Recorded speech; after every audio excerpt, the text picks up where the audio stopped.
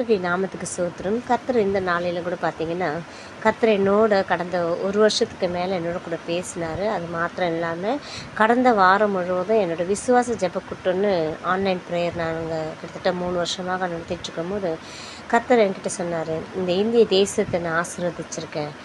ஆமாம், ஆசீர்வதிச்சிருக்கேன். அதுலேயும் சென்னை பட்டினத்தை நான் ஆசீர்வதிச்சிருக்கேன். ஏன்னா கர்த்தராக இயேசு கிறிஸ்துங்கிற ஒரு தெய்வத்தை நமக்கு கொடுத்ததே பார்த்திங்கன்னா தோமா அவர்கள் தான். ஆண்டவராக இயேசு கிறிஸ்து வெளிநாடு எல்லாரும் சொல்லுவாங்க, வெளிநாட்டு கடவுள். ஆனாலும் தேவன் 2000 வருஷத்துக்கு முன்பாக அவரோடு கூட இருந்த 12 பேரில் ஒரு சிஷ்யரை நம்மளுடைய இந்திய தேசத்தில், அதுலேயும் சென்னை பட்டணத்தை தேர்ந்தெடுத்து அவர் முதலாவது பார்த்திங்கன்னா கேரளாவில் அங்கே ஊழியம் பண்ணியிருந்தாலும் அவர் சென்னை பட்டணத்தை தான் சபை ஏற்படுத்தி இந்த இடத்துல தான் நமக்கு சொல்லிக் கொடுத்தாரு. எல்லாத்தையும் தேவன் ஒருத்தர் இருக்கிறாரு. ஸோ நம்ம 2000 வருஷத்துக்கு முன்னாடியே நம்ம தோமா அவர்கள் தான் ரத்த சாட்சியாகவும் இங்கே மறித்தார் இல்லையா? ஸோ அதனால தான் நான் அடிக்கடிக்கு என்னோடய ஜெபக்குழுல சொல்லுவேன், யாருமே இதை குறித்து பேசவே மாட்டுறாங்க.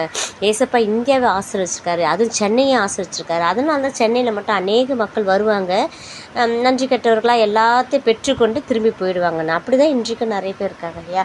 எந்த இடத்துல இங்கே வந்தாலும் ஈவன் நான் ப்ரேயர்ஸை கூட நான் என்னோடய ஜெபக்குழுல சொல்லுவேன், எல்லாம் இங்கே வருவாங்க, ஊழியம் பண்ணுறதுக்கு வருவாங்க, எல்லாம் திரளான ஜனங்களை சேர்த்துப்பாங்க. அதுக்கப்புறம் அவங்களோட சொந்த ஊருங்களை போயிட்டு பெரிய பெரிய ஆலயத்தை கட்டுவாங்க, இந்த சென்னையை விட்டுடுவாங்க. அப்படி தான் அன்றைக்கும் தோமாவும் கூட சரி தேவனுக்காக இந்த இடத்துல அநேகரை கர்த்தரை பற்றி சொல்லி அநேக ஆத்துமாக்களுக்கு இயேசு கிறிஸ்து மாத்திரம் தான் உண்மை உள்ள தேவன், உங்களோட பாவத்துக்காக, உங்களோட குற்றங்களுக்காக, உங்களுக்கு நீங்கள் செய்த குறைகளுக்காக என் தேவன் மாத்திரமே மரித்தார் என்று சொல்லி நம்மளுக்கு டைரெக்டாக ஏசப்பா தெய்வங்கிறத காட்டி நமக்கு போதித்தவர் தோமா.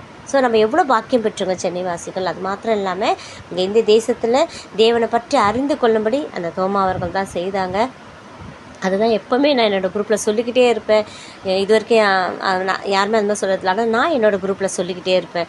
அன்றைக்கும் கூட சரி, நாங்கள் போன வாரத்தில் கூட தோமா குறித்து பேசும்போது நிச்சயமாக நம்ம சென்னை மக்கள்லாம் சேர்ந்து முழங்கால் போட்டு ஜெபிச்சோம்னா, எல்லா சபையும் சேர்ந்து ஒருமனப்பட்டு, ஏன்னா ஏதோ காரியத்துக்காகலாம் இதெல்லாம் செய்யும் போது தேவன் முழங்கால் பட்டு நம்ம ஜெபிச்சோம்னா, நம்மளோட சென்னை பட்டத்தில் சேர்ந்து ஜெபிச்சோம்னா ஏசப்பா கேட்பார்.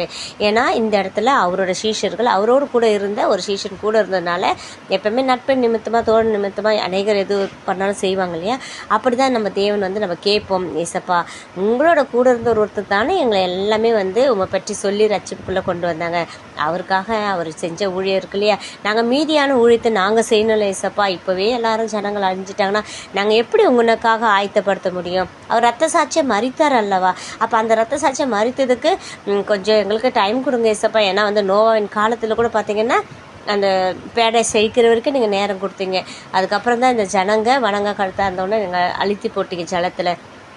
அதே போல் எங்களை போல் சீஷிகளுக்கும் நீங்கள் டைம் கொடுங்க ஏசப்பா. கொஞ்சம் கொஞ்சமாக நீங்கள் அவங்களுக்கு திருந்தணும்னு சுனாமி கொடுக்குறீங்க, வர்தா புயல் கொடுக்குறீங்க, அநேக ஒன்று கொடுத்துட்டு தான் இருக்கீங்க கொள்ளை நோய். ஆனாலும் இந்த ஜனங்க கொஞ்சம் கொஞ்சமாக திருந்துறாங்க ஏசப்பா. நாங்கள் இன்னும் கொஞ்சம் பேரை எல்லாரும் நாங்கள் திருத்தி இந்த தேசத்தை உங்களுடைய தேசமாக மாற்ற வரைக்கும் எங்களுக்கு நேரத்தை கொடுங்கன்னு சொல்லி நம்ம ஒருமுறைப்பட்டவர்களாக நீங்கள் வீடுகளிலே முழங்கால் போட்டு ஜெபிக்கலாம். நிச்சயமாக கர்த்தர் பெரிய அற்புதங்களை அதிசயங்களை செய்வார். அது மாத்திரம் இல்லாமல் நாங்கள் மார்ச் 30 எங்களோட ஜெபக்குழுவில் சொன்னோம், எண்ணி 11 நாளில் கர்த்தர் ஒரு பெரிய அற்புதத்தை செய்ய போகிறாரு. நிச்சயமாக இந்த போருக்கு ஒரு கையெழுத்தாவது போடுவாங்க, போர் நிறுத்துகிறோம் அப்படின்னு. என்னோட ஜெபக்குழுவில் 36 பேர் இருக்காங்க. அவங்கள அநேகர் 16 பேர் அந்த நாளில் நான் சொல்லும் போது இந்த வார்த்தையோ தோமா குறித்து இந்த 11 நாள் குறித்து பேசும்போது அன்றைக்கி இருந்தாங்க சாட்சியாக. ஏன்னா இந்த உலகத்தில் பெரிய பெரிய ஊழியக்காரர்கள் பெரிய மைக்கு வச்சு சொல்லும் போது அதை நம்புகிற ஜனங்கள் கர்த்தர் நம்மளையும் தான் தேர்ந்தெடுத்திருக்காரு. அவருக்கு சமமானவர்கள் தான் எல்லாருமே அவரோட பொண்ணு தான், எல்லாருமே அவரோட பையன், மனுஷங்க எல்லாமே அவரோட பிள்ளைங்க தான். ஒருத்தருக்கு ஒரு கிருபையை கொடுத்துருப்பார், தாளந்தை கொடுத்துருப்பார், எல்லாம் கொடுத்துருப்பார். கர்த்தர் எனக்கு தீர்க்க தரிசனமாக சொன்ன வார்த்தை 11 நாள் என்ற ஜெபக்குழுல நேற்று காலையில் இந்த நியூஸ் வந்தோடனே எனக்கு அநேக ஃபோன்கள் வந்தது. அக்கா நீங்கள் சொன்ன மாதிரி நான் சொன்ன மாதிரி தேவன் சொன்னதை சொன்னேன், அவர் அப்படியே நடத்தி கொடுத்தார். இதை அப்படியே நிரந்தரமாக ஆக்கணும்னா நான் மட்டும் இல்லை, அநேக எல்லாம் இதை கேட்குற ஒவ்வொருத்தரும் முழங்கால் பண்ணிட்டு ஏசப்பா இதை நிரந்தரமாக எங்களுக்கு கொடுங்க ஆண்டவரே.